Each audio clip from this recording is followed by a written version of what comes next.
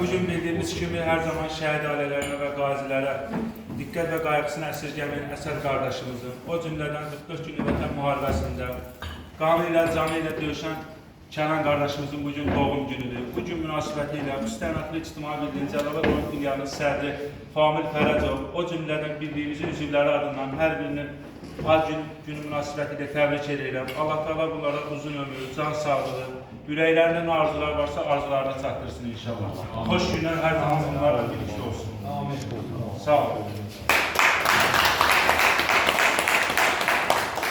Kiminsə ürək sözü, təbriki varsa buyurub deyə bilər. Ondan sonra isə tortumuzu kəsər.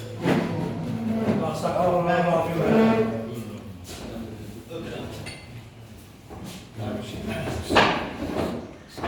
hürmətli Cəngəvər qardaşlar. Mən sınamızı alqışlayıram, salamlayıram.